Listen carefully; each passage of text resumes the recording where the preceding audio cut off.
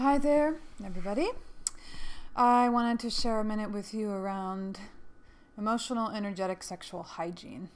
And it's in relationship to a course that I just wrote and published with De Leon called Sex and Relationship Rescue.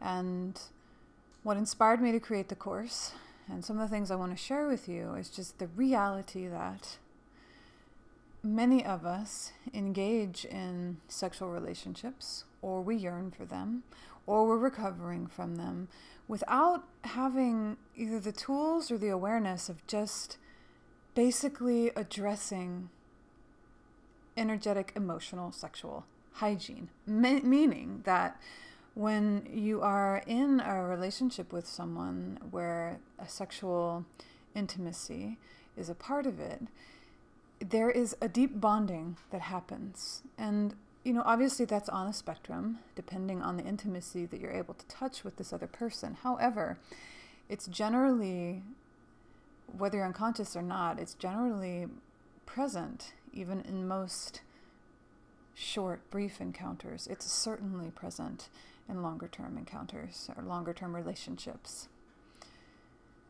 Sexual intimacy is bonding by its nature, and that isn't just a biological or a mental or habitual thing. It has energetic components to it. It's there's emotional bonding that happens to vulnerabilities that you may not even be aware that you have, and there's beauty to that. That's actually where much of the beauty and much of the potential for fruition, for healing, and for beauty is. However, a lot of us have the experience of that bonding turning into binding, meaning that instead of a reciprocal, mutually respectful, and nourishing togetherness, bond that you're sharing and that you're tending together, there can become a binding. And you know that you're experiencing that when you feel bound, when you feel like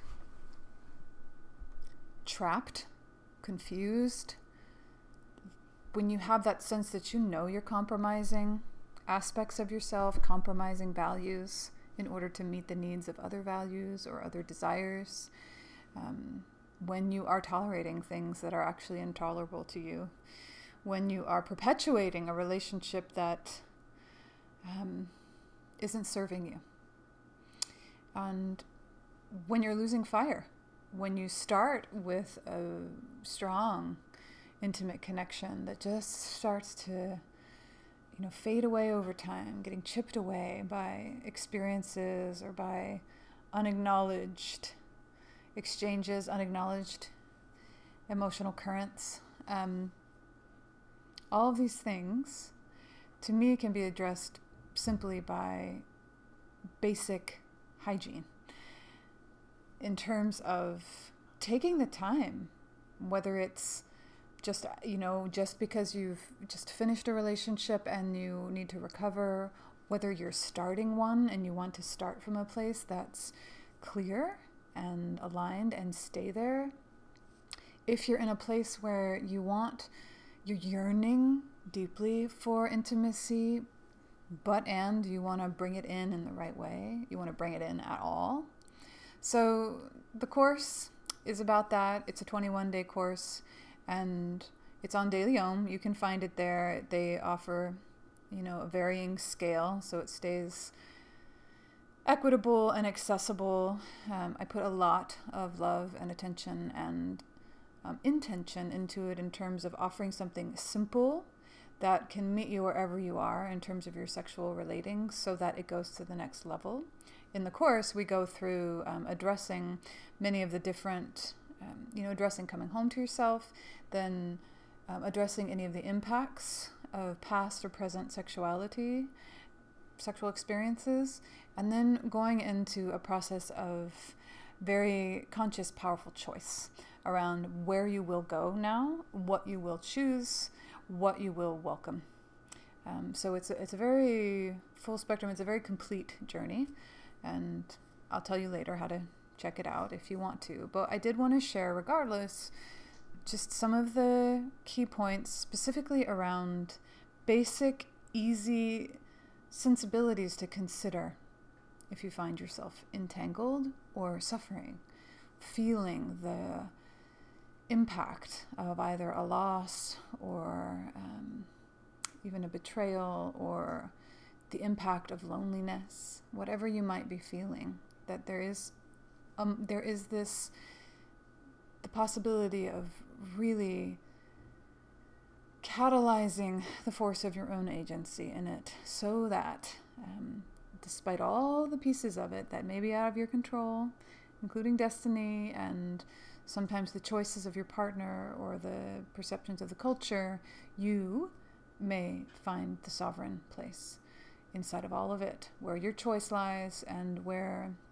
you can turn toward your own being in a way that will line you up, clean you out, fill you up, so that your sexual intimacies change themselves from the shift in your own being.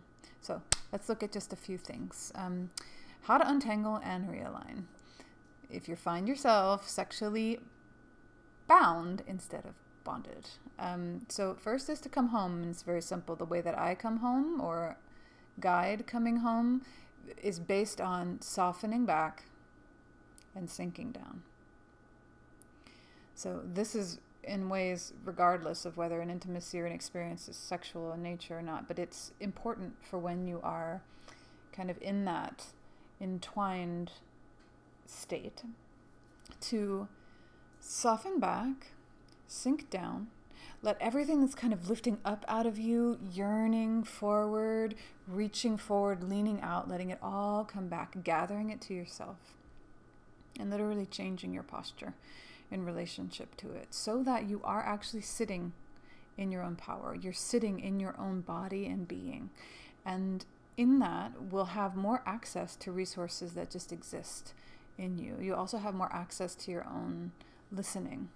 It seems simple, and it is, and it's not the answer to everything, but it's a place to start, which is to come home and not up here, not coming back to your thoughts, coming back to your meditation, sure. But this is actually, you could meditate completely up and out of yourself and have a beautiful experience, but that doesn't mean that you've actually come home to yourself. When we are working with sexual energy, you want to come back into your body, where your presence lives, where you are touched, and where intimacy unfolds. So come home. The next is to claim your ground, and that's similar. After you've come home, you've sunk down and back, you want to take a few breaths and just breathe in every direction around yourself. A lot of what happens in general, but especially when you have a sexually intimate relationship, is that you can lose just the simple breathability of your own envelope of space around you. So you want to let yourself breathe this person, even if you love them. I mean, even if it's going great, especially if it's sucking, right? Especially if it's hard. You want to give yourself space from that, especially if you feel manipulation or need or grasping or pushing or pulling coming toward you. It's a very simple practice of once you've come down and in, to then just let yourself just expand to where it feels good. So you're just literally filling the bubble of space around you, if you want to think about it that way. And you are allowing yourself to place them, this sexual intimacy, on the periphery. And how you know it's working is that you can breathe a little better. You'll notice that you can breathe a little more. There's more space for your breath. And it's from that place that you can start to actually discern your own truth, your own feelings, your own desires, which very easily get wound up and tangled up with the needs and desires and the truth of someone else that we might happen to be in a sexual intimacy with. So down, softening down, back, and giving yourself place, claiming your ground. For many of us, giving ourselves permission is basically the first step to that. You have to let yourself know that this is not casting them out from you, rejecting them or anything. It's simple hygiene. I'm going to give myself a little space. I'm going to breathe. I'm going to come back home. Because from that place is where you have the most to give, the most truth to share, the most love to express, and the most honesty. And that is what serves anybody who you're in an intimacy with. So, next step, next option after you've done that is to feel then. Once you have come back to yourself and given yourself a little space, and in a way untangled on a very fundamental level, notice what's empty. And you don't have to think about, oh, this person or this experience has drained me, or you don't have to think about it. Just notice what's empty. You know, if you've been leaning out of yourself, if you've been hurting, if you've been somehow bound to someone who doesn't actually deeply care about you in the way that you deserve, what will happen is that you'll drain. You will find yourself depleted. And often if you stay entangled, you'll stay entangled trying to get that depletion filled without even really knowing what you're doing. So creating your space and then starting to fill what's empty. And this is also just a simple practice of deeply listening. Where's your heart? Are you thirsty? Have you been yearning for a real relationship for 5 years now? You know, have you been lonely even inside of a relationship? Have you been confused and therefore unable to really just fill your heart and soften? So listen and let yourself fill what's empty. I can't guide you on it right now. This is what's in the course, but you know, you can find your way. As long as you're deeply listening and turning toward your being, just ask where there's thirst, where it's empty, and then breathe and fill with the good. Fill with what actually nourishes you. This is part of tending to your own vessel. You know, when you are full and not depleted, you are far less likely to get into entanglements that do not serve you because you're in a place of fullness. You're far less likely to be tricked by the notion that someone outside of you has something that they can take away, has something that you need, has power that you need to experience or anything. You will have that literal fullness that allows you to bond authentically, to find beauty together and to stay in right relationship. So filling what's empty, clearing what's not yours. So this sounds obvious.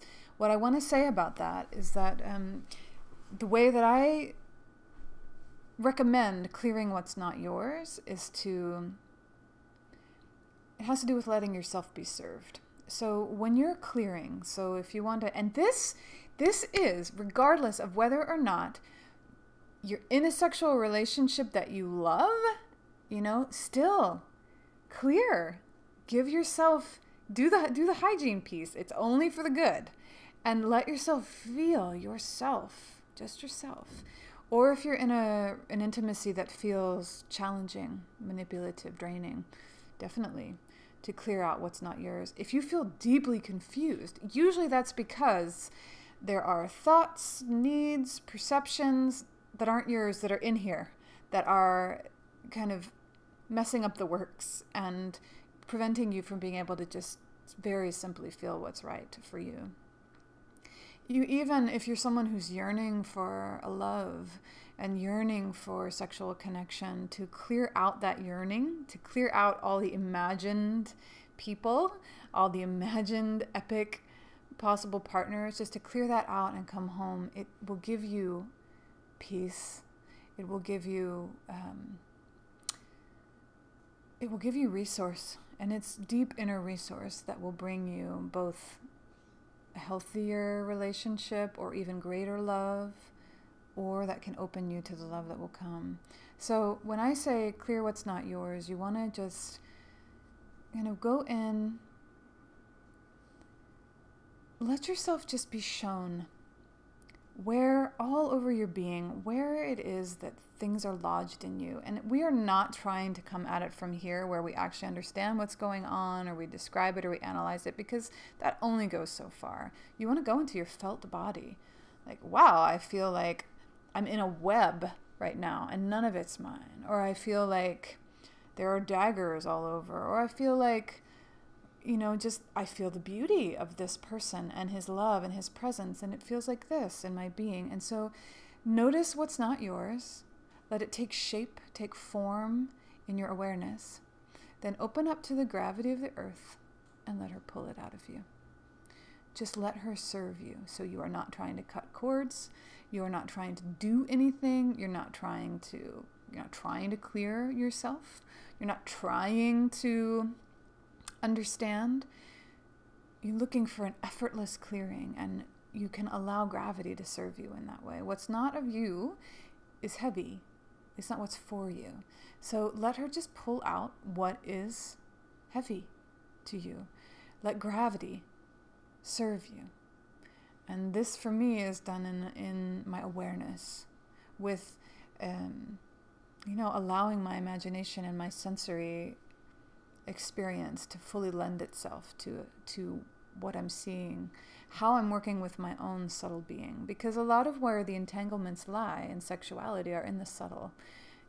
Yes, there are entanglements like maybe you share money. Obviously, you've shared a bed. Maybe you share children. There are those entanglements. What we're working with are these entanglements that you can't see and touch and negotiate quite the same, but that are more real in a certain way, and that impact all of the external and circumstantial entanglements you may be in, or agreements that you might be in. So when you're working with emotional currents and just energies that are alive in your being, the kind of the undercurrents of your relationship, approach it from a place of effortlessness. Look toward greater powers that serve you, greater powers that have greater wisdom than you, as does our earth, as does her gravity. Let her pull out from you what doesn't serve you, what isn't yours, and take it back to herself. And from her then will grow something that is more true.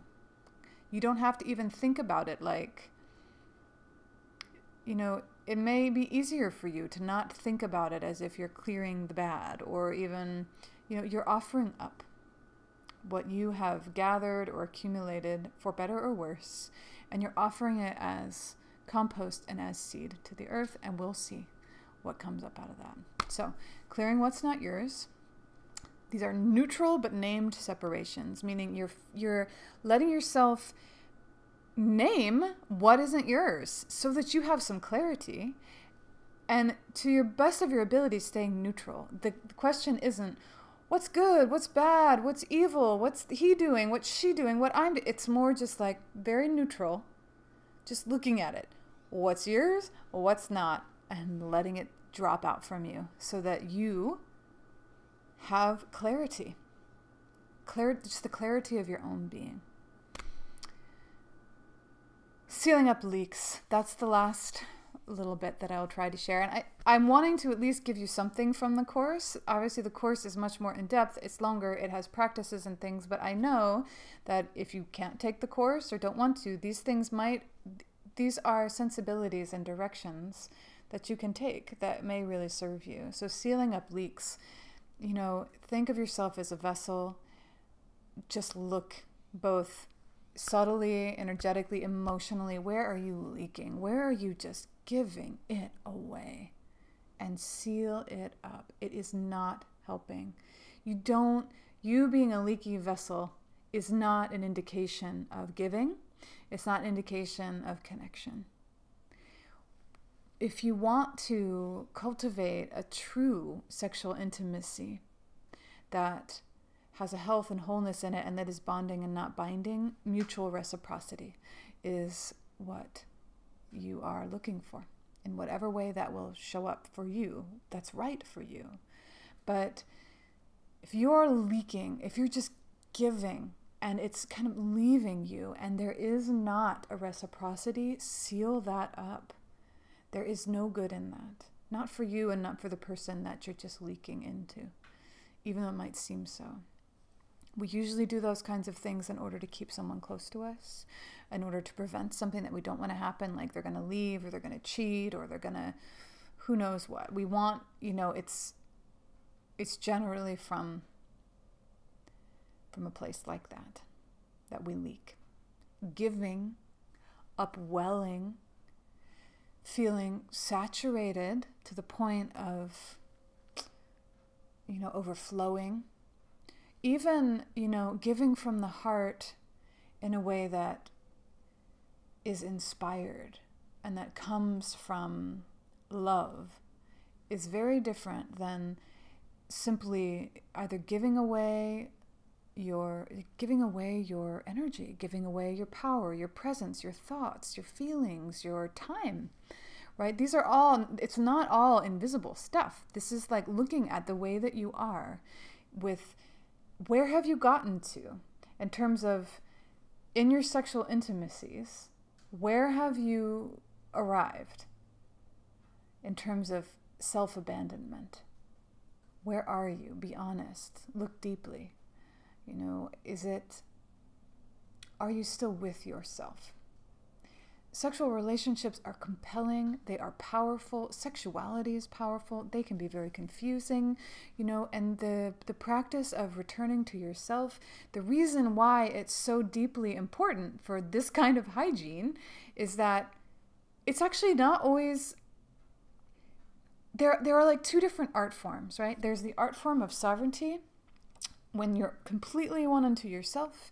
Then there's all the art forms of communion, where you are in union with another. And they need to be balanced inside of you in order for you to have both and not lose either. So you want to just keep an eye towards, as you engage in sexual intimacy, or as you yearn for that and call that in, are you holding your sovereignty still? Are you returning? Because, when you're in full union, you're not going to feel like you're one unto yourself, because you're not. You're in a different state. But you want to be able to return home, because that's where again and again and again you can realign to what's true. You can untangle and unbind so that what you're creating with your sexuality is something that brings fruition to you and that stays in alignment with you, that stays alive, not habituated, not conditioned, not fearfully hung on to. So a return to mutual reciprocity. And that's the last bit I'll mention, which is just, mutual reciprocity feels like this. I am here and I am full and I have tended myself. If you meet me here and you meet me with openness, with reverence, with simple presence, with generosity, with a desire and a capacity to actually know me, to actually value what I may offer you, then we can travel together. Then I may allow you into this space. I may share the garden that I am with you. What you want to be really careful of is that leaning out, you can feel it. It's a very different posture. It's a very different experience from I'm tending this garden and it is full of delights for me and for those with whom I will share it. Versus I need. How can I create this? How can I make sure this? How can I, the leaning out is immediately a way of losing power and losing presence. And in that, you do lose some aspect of yourself. You lose knowing. You lose self-knowing. And you lose the more embodied, grounded sense that you've got yourself no matter what. And that you are worthy of reverence. And that if someone is not capable of meeting you, is not capable of truly holding what it is you can offer, truly holding you, then you do not have to lean out to get that. It's like as you create and tend to your hygiene and start to keep the balance between sexual intimacy and union and returning back to sovereignty and deep poise, deep presence with yourself, it'll become less of a habit and less of an interest to you to lean out from yourself, to entangle, to give away, to allow yourself to be manipulated, to hold on to that which is no longer living, to continually ask for something that someone cannot give or doesn't want to, or to start to bind and to choke something that is beautiful, something that is there for you, right? So those are my thoughts on sexual, energetic, emotional hygiene. I hope that helped, that stirred some things for you, at least in terms of just the way that you feel and approach yourself in sexual intimacy. The course is called Sex and Relationship Rescue. It's on dailyom.com, DAILYOM.com, and it's far more comprehensive and covers far more than this, and has many practices that that take these pieces much deeper, that, guided practices into what I'm trying to give you at least a taste or a nudge toward. Anyway, I hope this was of value, and I wish you so very well. Blessings.